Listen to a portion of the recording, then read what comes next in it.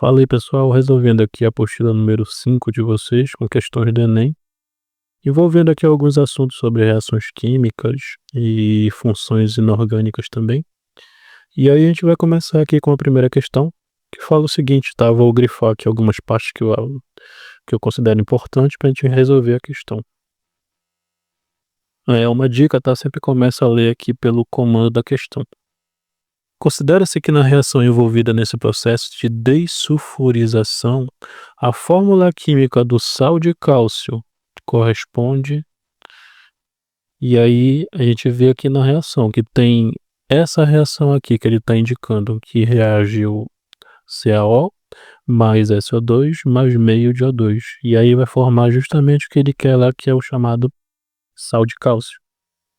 Os calcários são materiais compostos por carbonato de cálcio. Carbonato de cálcio, esse carinha aqui, tá? O CaCl3, que pode atuar como solventes do dióxido de enxofre, o SO2. O importante poluente na atmosférico. É esse processo que ele fala aqui da dessulfurização. O sulfuro seria o enxofre, né? Então você está retirando o enxofre da atmosfera, algo assim, tá bom? O importante poluente atmosférico. As reações envolvidas no processo são as ativações do calcário por meio da calcinação e a fixação do SO2 com formação de sal de cálcio, que é o que ele quer saber, qual é o sal de cálcio formado, como ilustra pelas equações químicas abaixo. E aí o objetivo da nossa reação é a reação número 2 mesmo, tá? Reação número 2, onde você tem aqui uma reação de síntese ou também chamada de adição. Na adição você junta os compostos, tá? Tu tem substâncias mais simples e formam uma substância maior, mais complexa, digamos assim, né? Então vamos ver o que é que nós temos aqui. A gente vai ter o CaO mais SO2 mais meio de O2. E aí vai formar o sal de cálcio. Essa questão é bem facinho, tá? O que você vai fazer? Você vai pegar o CaO, juntar com o SO2, e aqui você percebe que você tem meio de O2, né? A metade de 2 seria 1, então você vai juntar com mais um oxigênio. E aí vai formar que composto, né?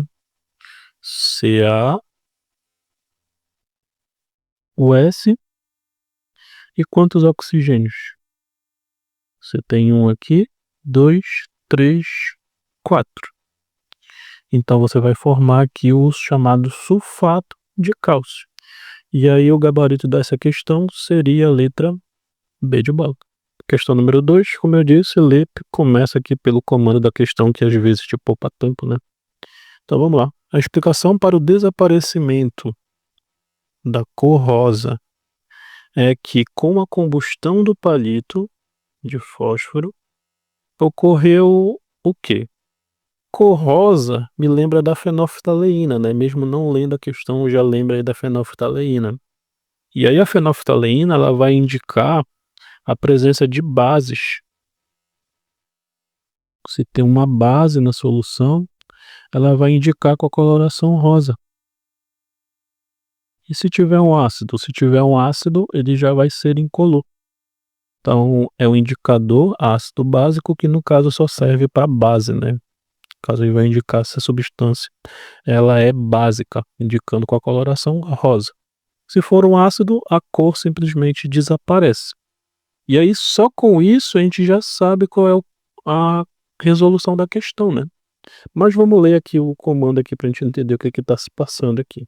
Em um experimento, colocou-se água até a metade da capacidade de um frasco de vidro.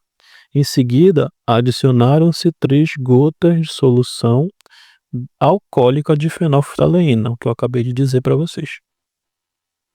Adicionou-se bicarbonato de sódio comercial em pequenas quantidades até que a solução se tornasse rosa. E aí, como eu comentei agora há pouco, né, se tornou rosa é por conta do caráter básico da solução. Dentro do frasco, acendeu-se um palito de fósforo, o qual foi apagado assim que a cabeça terminou de queimar. Imediatamente, o frasco foi tampado. Em seguida, agitou-se o frasco tampado e observou-se o desaparecimento da coloração rosa. E aí, de novo, a explicação do desaparecimento da cor rosa com a combustão do palito de fósforo ocorreu por conta do quê? E aí, qual é a resolução da nossa questão? Ela está aqui na letra A. Bom, pessoal, coloquei aqui a reação para vocês entenderem mais como funciona essa situação que aconteceu. Então, lá no comando da questão, ele diz que a gente tem bicarbonato de sódio, que é o NaHCO3. E ele tem lá um palito de fósforo que ele vai acender, né? Se ele vai acender, significa que ele vai reagir com gás oxigênio. Então, tem o fósforo mais a reação com gás oxigênio. E aí, o que acontece? Esses dois aqui, eles vão acabar se juntando, formando a molécula do PO2. E aí, o PO2, se ele reagir com a água, que tem também lá no frasco, ele vai formar um novo composto, que é o H2PO3, igual como a gente fez lá na reação anterior. E aí o H2PO3, ele se dá também como um ácido, né? Essa substância aqui, ela é classificada como um ácido, tem a presença do hidrogênio aqui na frente da molécula, né? Contato com água libera os íons H+. E aí o que aconteceu, né? A gente formou aqui o fósforo mais o oxigênio, a gente formou o chamado óxido, né? Lembra que o óxido são dois átomos, onde um deles eu tenho aí a presença do oxigênio. E aí esse óxido, se eu reagir com a água, eu vou formar um ácido. Então ele é classificado como óxido ácido. E aí, voltando para a questão, a letra A fala formação de óxido de caráter ácido, né? Então, se ele reagir com a água presente lá no frasco, ele vai formar o ácido, que vai ser capaz de neutralizar essa base aí do bicarbonato de sódio. O que umas pessoas podem confundir aí? Aí na letra E fala o aumento do pH de uma solução no interior do frasco. O pH ele vai ser uma escala de nível de acidez ou nível de alcalinidade. É uma escala que vai de 0 até 14, onde o 7 é classificado como caráter neutro, né? Nem ácido nem básico, é neutro. E aí acima de 7 a gente vai ter o chamado caráter alcalino ou caráter básico. Então qualquer número que aumente de 7 vai ter esse caráter básico. E aí abaixo de 7 a gente vai ter o caráter ácido. O que aconteceu lá na questão, né? Ele falou o seguinte: se eu acender o palito de fósforo, eu vou aumentar o pH da solução. Não, se você aumentar o pH da solução, você vai estar aumentando o caráter básico da solução. E como a gente viu, o caráter básico ele indica a fenolftaleína, né, a coloração rosa. E aí o que aconteceu? A substância simplesmente sumiu. Então o que aconteceu? O pH dessa substância ele acabou reduzindo e não aumentando. Vamos lá para a questão número 3. Então, novamente, começando a ler pelo comando da questão. O comando da questão é sempre o último parágrafo, né? Então aqui está o comando dela.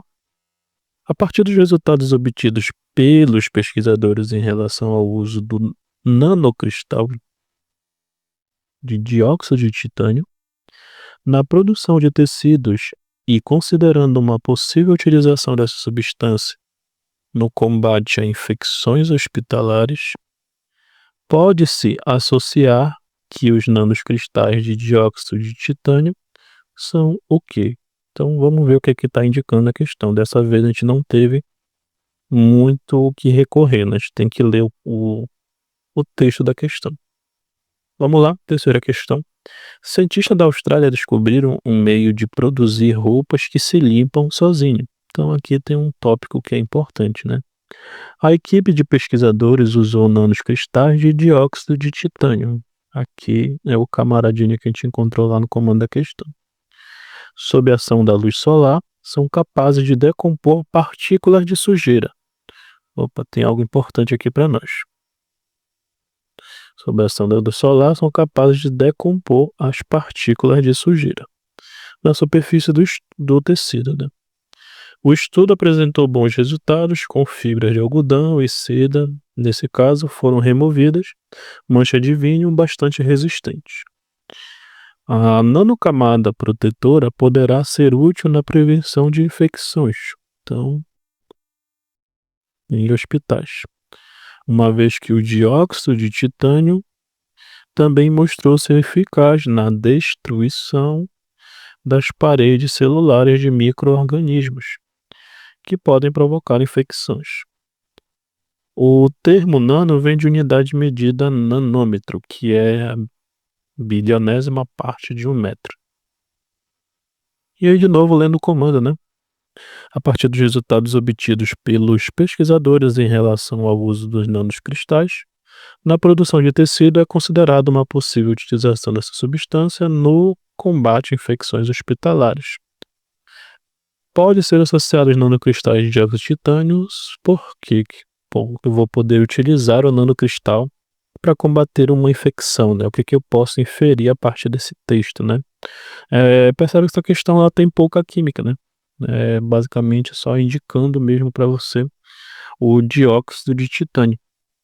E basicamente você vai ter que ter um pouquinho de conteúdo de biologia e interpretação de texto. Então vamos lá. Letra A. São poucos eficientes em ambientes fechados e escuros. Esse material ele é pouco eficiente em ambiente fechado e escuro. Olha quem indicou aqui, né? Ele só vai funcionar sob a ação da luz solar. E aí sim ele vai ser capaz de decompor partículas de sujeira. Então, a letra A está correta. Vamos ver as demais, né? Possuem dimensões menores que as de seus átomos formadores, né? Ele falou lá do nanômetro, né? E aí o nanômetro ele não é menor do que um átomo, né? Pelo menos uma molécula ela não é menor do que o seu átomo, né? Não tem por que isso daí ser menor, né?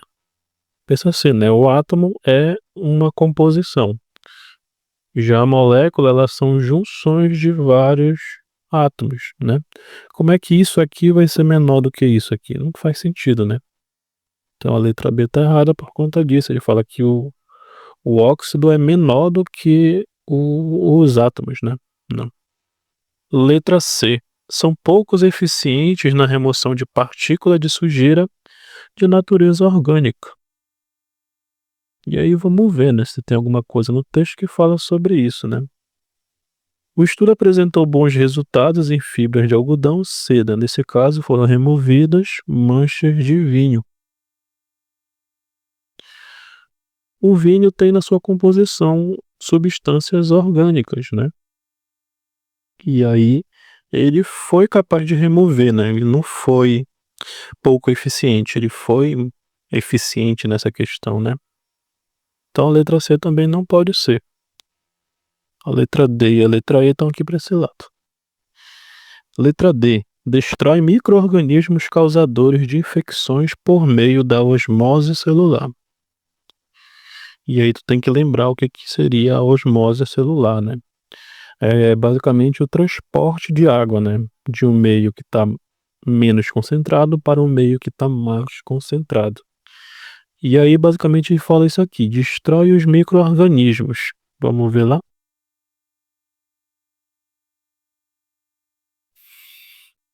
O nanocamada protetora poderá ser útil na prevenção de infecções de hospitais, uma vez que o dióxido também mostrou eficácia na destruição das paredes celulares.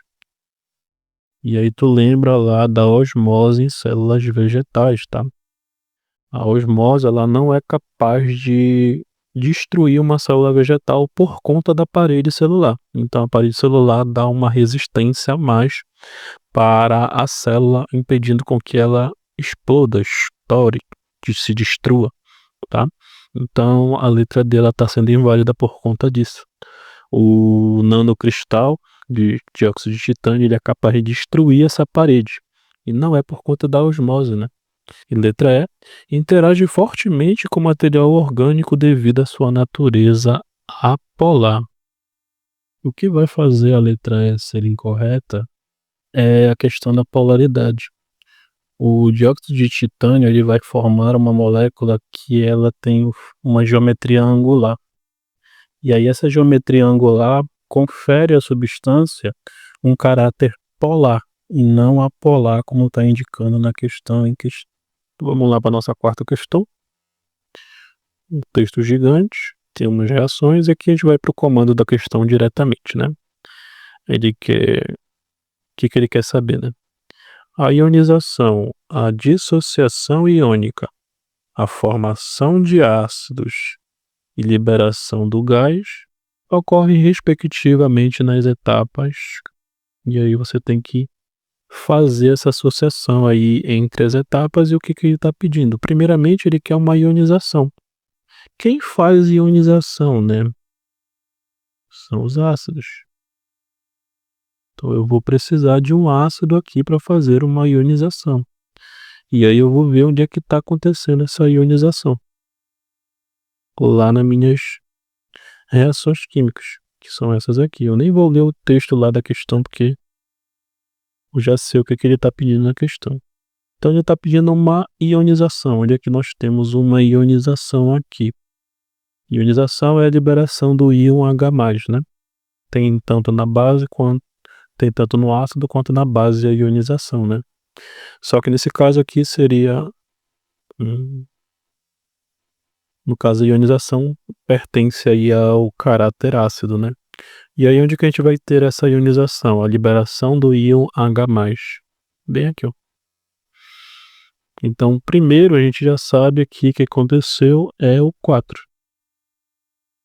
E aí, bora ver se a gente já consegue matar algumas questões. A gente pode tirar a letra B, que não começa com 4, e a letra D. Vamos lá.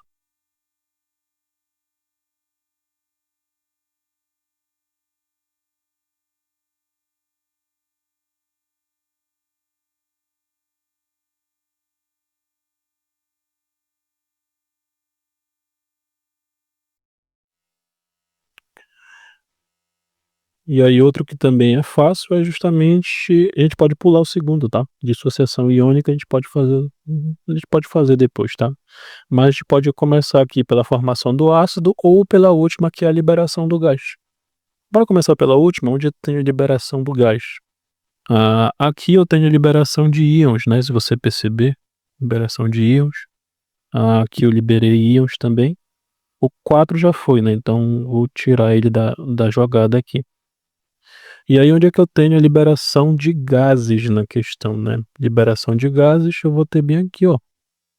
O CO2, gás carbônico, como o nome já diz, é o gás que está sendo liberado. E aí, nesse caso, eu tenho que terminar com o número 2, né? Então, começa com o número 4 e termina com o número 2 aí na resolução. Bora ver o que a gente tem aqui, né? Começa com 4, termina com 2, eu já posso eliminar a letra A também. Então, eu estou aqui na jogada entre a C e a E. E aí, bora resolver essa daqui, né? A formação de ácidos. Onde é que eu tenho a formação de ácidos? Bem aqui, ó. O ácido carbônico. O ácido carbônico foi formado nessa reação. E aí, nesse caso, seria o número 3. Então, na ordem seria... Começa com 4, termina com 2, e antes do 2 teria o número 3. A resposta está aqui na letra E. Deixa eu trocar. A resposta aqui na letra E. E na letra A, na última, né, que está faltando, seria a dissociação iônica. E aí a gente já sabe. Dissociação ela vai acontecer com sais. E aí, nesse caso, eu vou liberar os íons positivos e o íon negativo, né? Então, eu vou quebrar essa molécula em duas, né? Liberei o sódio, o íon sódio, por isso que é iônica aqui, e o íon bicarbonato, né? Que seria número 1. Então, na ordem seria ionização, 4, dissociação 1, o 3 seria a formação do ácido e o último, liberação do gás em 2. E aí a gente fecha a questão número 4. Para finalizar essa primeira parte, vamos resolver aqui a questão número 5. E aí, de novo, a gente vai começar a ler pelo comando da questão, né? O comando da questão é sempre o último parágrafo, né? O parágrafo ele começa bem aqui.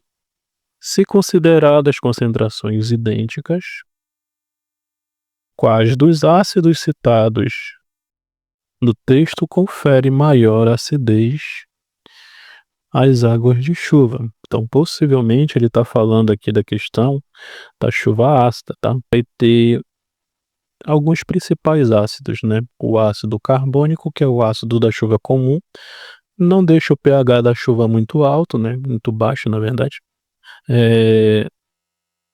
Não é tão danoso assim à nossa saúde o ácido carbônico. E aí a gente tem dois possíveis vilões. E a gente vai ter alguns possíveis ácidos aqui que são perigosos para nós, né? O H2SO4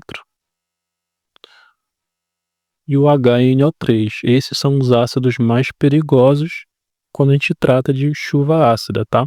Mas a gente tem alguns intermediários que também podem ser formados, né? Eles não são tão fortes, mas também são prejudiciais à nossa saúde, né? Que é o H2SO3 e o HNO2. Eles são moderados, mas eles também são perigosos. E a gente vai ver na questão quais são os ácidos que ele está falando aí em questão, né? Nesse caso, a gente vai ter que ler o comando da questão porque ele fala no texto, né? No texto, quais são os ácidos aí mais perigosos. No processo de industrialização, tem gerado sérios problemas de ordem ambiental, econômica e social, entre os quais você pode citar a chuva ácida, que eu acabei de falar para vocês. Os ácidos, usualmente presentes em maiores proporções nas águas da chuva, são o ácido carbônico, da chuva comum, né? Pela formação do CO2 atmosférico com a água, o HNO3 e o HNO2, o H2SO4 e o H2SO3. Esses quatro últimos são formados principalmente pela reação da água com óxido de nitrogênio e óxido de enxofre. É a reação química que a gente fala da chuva ácida, né? Gerados pela queima de combustíveis fósseis. A formação da chuva mais ou menos ácida depende não só da concentração do ácido formado, como também do tipo de ácido. Essa pode ser uma informação útil na elaboração de estratégias para minimizar o problema ambiental. E aí, de novo, se considerando concentrações idênticas, então a concentração é igual, qual dos ácidos citados confere uma maior acidez? E aí, como eu falei, os ácidos fortes são o H2SO4 e o HNO3, ácido sulfúrico e o ácido nítrico. E aí ele diz exatamente eles na questão, né? O HNO3 e o H2SO4. E aí é só marcar a nossa alternativa correta, que no caso vai ser a letra D. Continuando aqui a nossa resolução da segunda parte da apostila 5, questões do Enem, envolvendo aí substâncias inorgânicas e também reações inorgânicas, né? Reações químicas de modo geral. E aí a questão 6 vem tratar dessa questão aqui. De novo, né, a gente vai começar a ler pelo comando da questão, porque às vezes facilita o nosso cálculo, né? Nossa resolução. E aí fala o seguinte: qual kit analisado provocou o acendimento da lâmpada com um brilho mais intenso? Das três soluções. Então, pelo que eu estou analisando aqui nesse desenho aqui, né, em questão, o que que a gente está trabalhando, né? Com a questão da condutividade dos elementos em relação às substâncias que foram adicionadas nessa água aqui, fazendo uma solução aquosa, né? E aí o que que a gente precisa entender, né? Quem vai causar o brilho mais intenso é aquele composto que é forte, né? Ou que veio de um composto forte. Por exemplo, se eu, como eu tô vendo aqui, né? Nessa fileira 1 eu tô vendo ácidos. Então, quem vai causar um acendimento mais forte, né, na lâmpada aqui? É ácidos fortes. Aqui no caso eu tô vendo bases, né, de modo geral. E aí quem vai causar o acendimento mais forte? É por conta de uma base mais forte. E aqui no caso eu estou vendo sais. E aí desses sais eu tenho que ver qual sal que derivou de um ácido e uma base forte, certo? Então vamos lá. Vamos entender o que está se tratando a questão, né? Questão 6. Realizou-se um experimento utilizando-se o esquema mostrado na figura para medir a condutibilidade elétrica das soluções. Foi isso que a gente acabou de comentar agora há pouco, né? Foram montados 5 kits, cada um contendo 3 soluções da mesma concentração, sendo uma de ácido, uma de base e outra de sal, como a gente acabou analisando aí pelo comando da questão, né? Os kits analisados pelos alunos foram os seguintes. Então, a primeira solução, HBrO3, HbO3, né, na verdade, MgOH2, AgBr e assim por diante, né? Então, solução 1, ácido, solução 2, uma base e a solução 3, um sal. E aí, como eu disse, ele quer aquela que tem o brilho mais intenso. Então, para ter esse brilho mais intenso, você vai ter que ter um ácido forte, uma base forte e uma solução salina que derivou justamente de um ácido e uma base forte. Então, vamos lá. Primeiramente, aqui analisando para os ácidos, né? Você lembra lá como é que a gente calcula a força de acidez, né? Pelo menos assim, pela nossa fórmula molecular.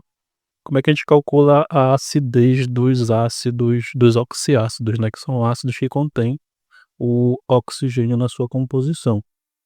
Você vai fazer um leve cálculo aqui de subtração, né? Chamar isso aqui de x, tem um elemento central que não vai importar para nós, e o OY, né? O que são esse x e esse y aí em questão, tá? É quantidade de hidrogênio e quantidade de oxigênio, tá bom? E aí o que você vai fazer? Você vai subtrair a quantidade de oxigênio pela quantidade de hidrogênios. Se essa conta der 2 ou maior que 2, 2 ou igual a 2, esse ácido vai ser um ácido forte. Se der 1, moderado, se der 0, vai ser fraco. Aqui nesse caso, olha, se a gente pegar quantidade de oxigênios, que é 3, e subtrair pela quantidade de hidrogênios, que também é 3, vai dar quanto? Vai dar 1. E aí, esse aqui indica que ele é um ácido moderado. Mesma coisa que o número 2. 4 de oxigênio com 3 de hidrogênio. 4 menos 3 dá 1 também.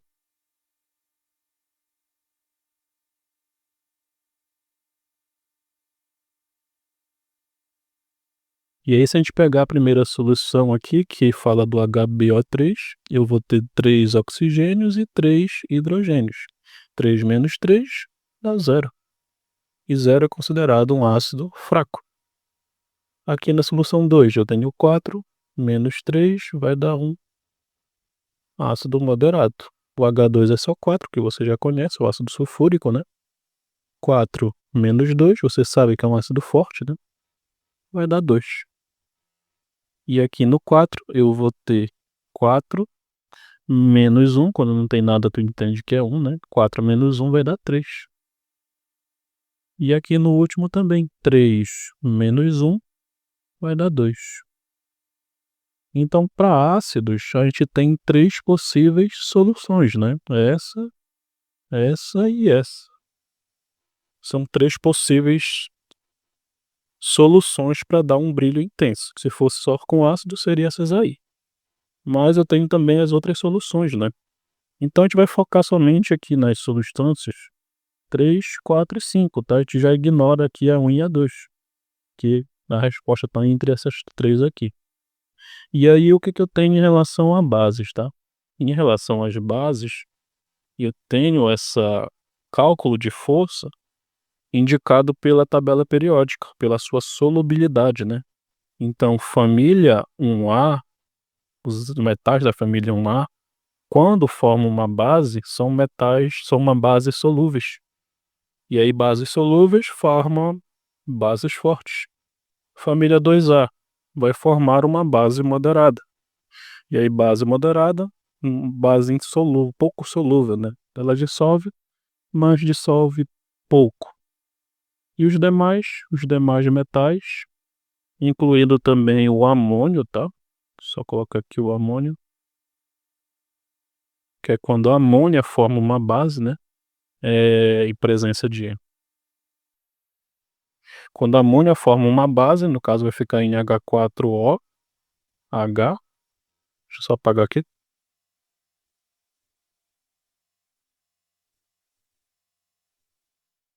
No caso do amônio, o NH4OH, ele também se enquadra aqui nessa categoria dos demais, então também é uma base fraca. E aí vamos lá. O que eu vou ter aqui, olha? NH3.H2O. Isso daqui se encaixaria na questão do amônio, né? Um pré-requisito para me formar o amônio, né? Eu vou tirar um hidrogênio, forma NH4, e o O e o H que ficou vai formar o OH. Então vai formar o hidróxido de amônio. Então, a nossa alternativa 2 já está basicamente inválida, porque o NH4OH, ou NH3.H2O, vai fazer uma base fraca. E aí a condutividade não vai ser tão boa, consequentemente não vai ter uma boa eliminação.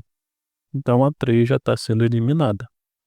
Aqui na 4 eu tenho Na e OH. O Na pertence à família 1A dos metais alcalinos. Então, sim, ele é um metal que tem boa condutividade, vai ter uma solubilidade alta e aí vai formar uma base forte, tá? Então, 4 é um possível concorrente aí para nossa resposta. E aí o 5 eu vou ter o zinco, né? Zinco com OH2. E aí o zinco também se encaixa nas classes dos demais. Então ele também é uma base fraca. E aí qual é a nossa resposta, né? Já matamos a questão, né? A resposta ela vai estar lá no número 4, que no caso vai ser a letra D. O kit 4 é o que vai ter um brilho mais intenso, porque aqui eu vou ter uma ácido forte, uma base forte, e o NaCl, que veio aí do hidróxido de sódio, NaOH, e do ácido clorídrico, que também é um ácido forte, né? Então, a nossa resposta ficaria na letra D de dado. Vamos lá para 7. Fala o seguinte aqui no comando da questão, né? A presença de íons de bário solúveis na amostra é indicado pelo quê, né? Então, presença de íons de bário solúveis na amostra é indicada porque aconteceu o que na reação, né? Então, aqui não tem muito para onde correr, né? A gente tem que ver aqui o que está se tratando na questão, né? Então vamos lá ler o comando. Em meados de 2003, mais de 20 pessoas morreram no Brasil após terem ingerido uma suspensão de sulfato de bário, utilizada como contraste em exames radiológicos. O sulfato de bário é um sólido pouquíssimo solúvel em água. Informação importante aqui para nós. Que não se dissolve mesmo na presença de ácidos. Então, outra informação importantíssima aqui para nós. As mortes ocorreram porque um laboratório farmacêutico forneceu o produto contaminado com carbonato de cálcio. De cálcio não, de bário, né? Que é solúvel em meio ácido. Um simples teste para verificar a existência de íons de bário solúveis poderia ter evitado a tragédia. Este teste consiste em tratar a amostra com solução aquosa de HCl. Após filtrar, para separar os compostos insolúveis de bário, adicione uma solução aquosa de ácido sulfúrico. Então, adiciona-se uma solução aquosa de H2SO4, ácido sulfúrico, sobre o filtrado e observa-se por 30 minutos. E aí na questão ele fala o seguinte, né? A presença dos íons de bário solúveis na amostra é indicado porque teve o quê? Bom, Já podemos eliminar algumas questões aqui, né.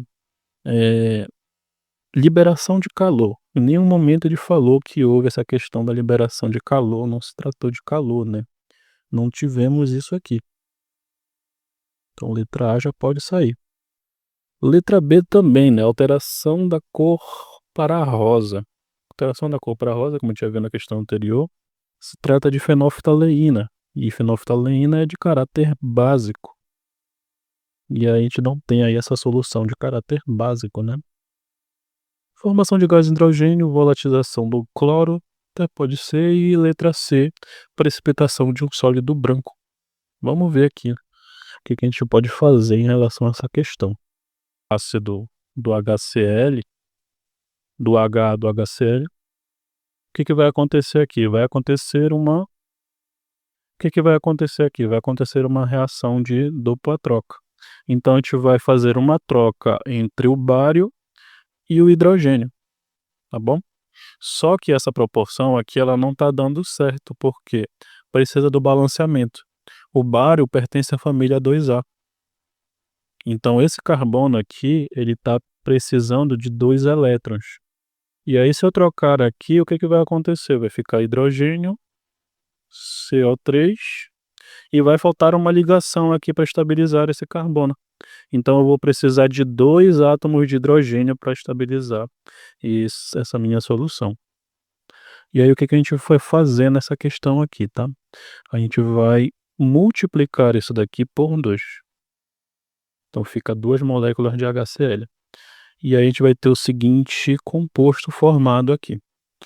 O Ba vai juntar com o Cl, então vai ficar BaCl2. E o H vai juntar com o CO3. Diminuir um pouco.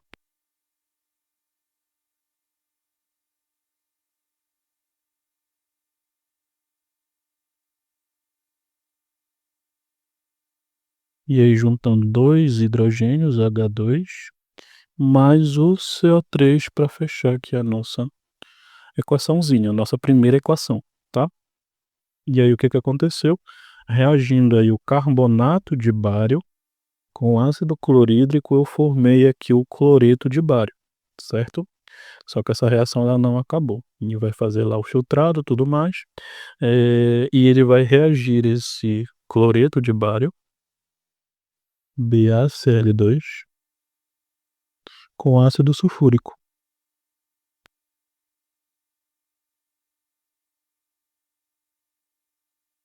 E aí essa reação vai ser o seguinte, tá? De novo uma reação de dupla troca. Nesse caso aqui eu vou trocar o hidrogênio pelo bário novamente. E aí de novo eu vou formar o HCl. Só que nesse caso eu vou formar 2 moléculas de HCl, tá bom? Então eu vou juntar de novo, formar de novo ácido clorídrico. E aí o que que vai acontecer? O bário vai se juntar com o SO4. Então vai ficar o seguinte: BaSO4. Então formou meu BaSO4, que ele me disse lá no comando da questão que esse composto aqui é insolúvel, não é? E esse camaradinho aqui ele era solúvel em ácido, em água e tudo mais, né, faria toda a reação e tudo mais. Só que o BaSO4 ele é insolúvel. E aí ele vai formar a partir dessas reações aí que a gente fez. E aí o BaSO4, por ele ser insolúvel em água, ele vai ficar assim. Então imagina que eu tenho aqui meu recipiente. Nesse recipiente aqui eu tenho tudo que está acontecendo aqui na reação, obviamente, água e outros compostos. E aí o que que vai acontecer com o BaSO4? Ele não vai ser solúvel, então ele vai ficar como se fosse uma suspensão de areia, né, ele vai começar a ficar aqui no meu composto. E aí com o tempo, ele vai lá para o fundo do recipiente. Esse composto aqui que ele não é solúvel, a gente chama ele de precipitado.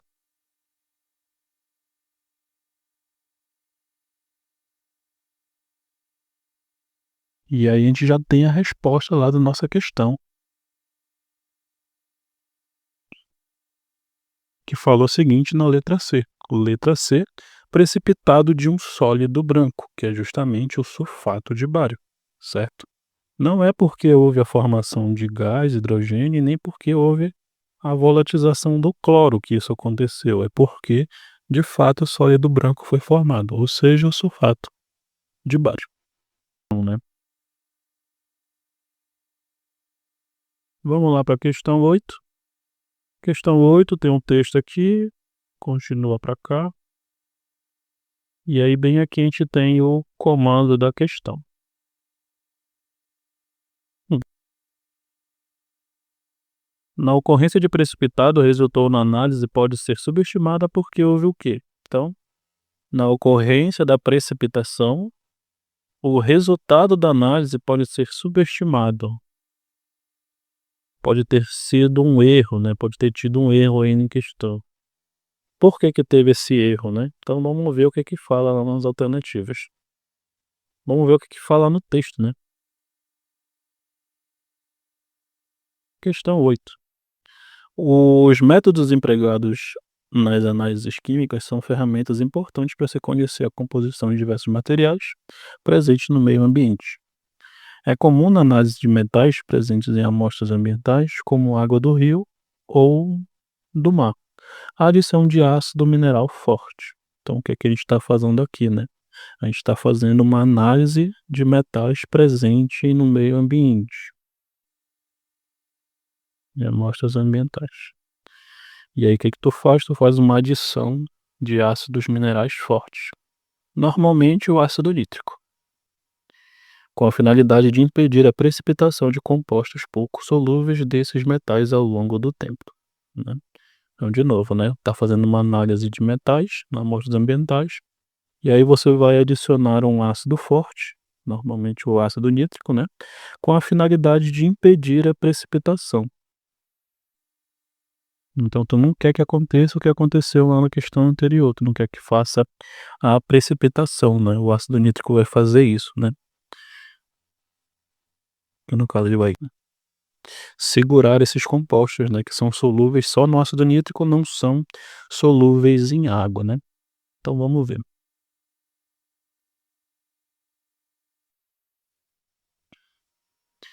Na ocorrência de precipitação, o resultado da análise pode ser superestimado por quê? Então aqui nessa questão ele fala o quê? Na ocorrência de precipitação, então aconteceu a precipitação, o sólido foi formado, aquele sólido lá, né, eu não coloquei o ácido nítrico e formou-se o sólido. Hã, e aí por que que isso poderia ser subestimado, né? Na letra A fala o seguinte: "Ocorreu a passagem de parte dos metais para uma fase sólida".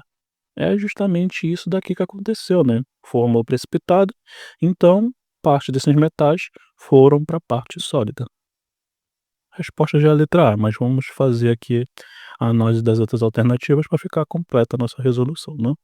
E na letra B ele fala o seguinte: "Houve a volatilização de compostos dos metais para a atmosfera".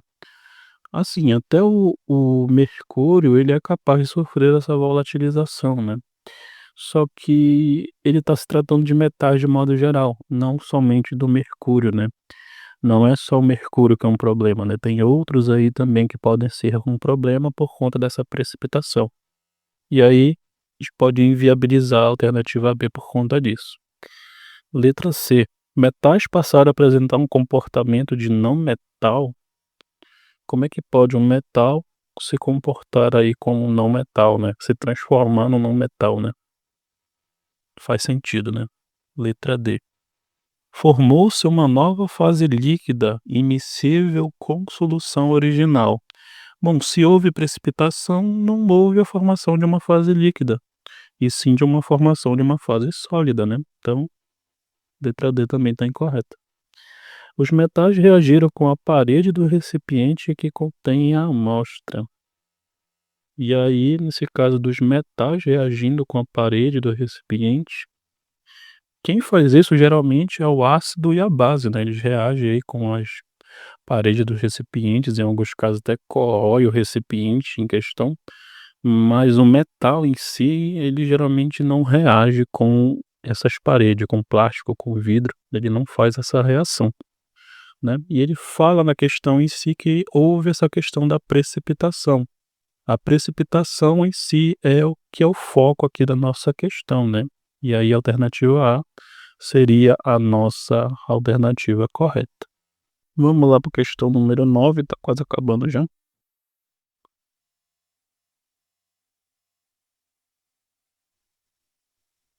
Vamos lá para a questão número 9, e aí pelo comando da questão, a gente vai ver se já dá para dar uma ajuda aí no nossa resolução, né. Fala o seguinte: a explicação para o retorno da vida aquática nesse rio é bom, então, provavelmente teve um rio aí que não estava sem vida por conta de alguma condição aí que o texto vai nos explicar, e aí por um momento a vida retornou, e aí a gente vai entender por que que tá acontecendo isso, né. Então vamos lá para o comando, para o texto da questão. Nos anos 90 verificou-se que o rio Potomac, situado no estado norte-americano de Maryland, tinha em parte do seu curso águas extremamente ácidas por receber efluente de uma mina de carvão desativada, o qual continha ácido sulfúrico. Ah, tá aqui. Essa água, embora límpida, era desprovida de vida. Então, como eu suspeitava, né? Essa mina de carvão, ela usava aí ácido sulfúrico, né? Jogava aí nesse corpo de água e a vida nesse ambiente acabou morrendo pelo excesso de acidez. Beleza. Alguns quilômetros adiante, instalou-se uma fábrica de papel e celulose, emprega hidróxido de sódio. Bom, então se emprega hidróxido de sódio, ele vai reagir com ácido sulfúrico, e aí esses dois vão acabar sendo neutralizados, né? Eu vou neutralizar o ácido sulfúrico com uma base forte. E carbonato de sódio. Carbonato de sódio também ele vai ter um caráter básico, né? Então ele também vai ter essa capacidade de neutralizar o ácido em questão, o ácido sulfúrico, em seus processos.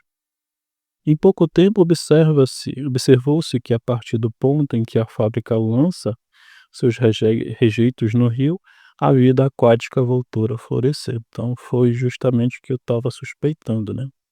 A primeira fábrica, no caso a primeira mina, né, utilizava ácido sulfúrico, acabou com a vida no ambiente aquático, depois instalou-se a fábrica de celulose, ela começou a lançar hidróxido de sódio no rio, junto com carbonato de sódio, e aí neutralizou o ácido sulfúrico, neutralizou os dois, normalizou a acidez da água, e aí a água voltou a ter vida novamente, né. E a explicação para o retorno da vida aquática foi por conta de que, letra a diluição das águas do rio pelo novo efluente lançado. Letra B, precipitação de íon sulfato na presença do efluente da nova fábrica. Letra C, biodegradação do ácido sulfúrico em contato com o novo efluente descartado. Letra D, diminuição da acidez da água do rio pelo efluente da fábrica de papel e celulose. Exatamente aqui o nosso gabarito, a letra D. A letra E ele fala sobre a volatilização do ácido sulfúrico após o contato com novos efluentes induzido no rio. Não, ele não volatilizou, né? Ele ficou dissolvido em água. Para você volatilizar, você tem que aumentar a temperatura, né? E não foi isso que a soda cáustica fez, né? Nem o carbonato de cálcio. Então, a alternativa da 9 aí é a letra D. Chegamos ao fim da nossa apostila, questão número 10, fala o seguinte, comando dela, tá? Para corrigir os problemas ambientais causados por essa drenagem, a substância mais recomendada para ser adicionada ao meio é qual? Então, temos um problema ambiental para ser resolvido com a adição de alguma substância, né? E aí essa é a reação aqui que a gente tem. Sulfeto de ferro, oxigênio e água. Provavelmente foi isso que foi lançado, né? O sulfeto de ferro juntamente com a água. Ele acabou reagindo, formou o sulfato de ferro e também ácido sulfúrico. Desses aqui, desses produtos aqui, o que que podemos inferir, né? O ácido sulfúrico ele pode ser um dos poluentes aqui em questão, excesso de acidez aí na água, tá? Sulfato de ferro, não sei se ele poderia ser considerado um possível poluente, né? Claro que vai alterar aí a questão da sua, enfim. E aí um dos possíveis é o ácido sulfúrico. Eu tô apostando aqui nessa questão do ácido sulfúrico mesmo pela reação, né? E aí vamos ver o que que se trata no texto da questão.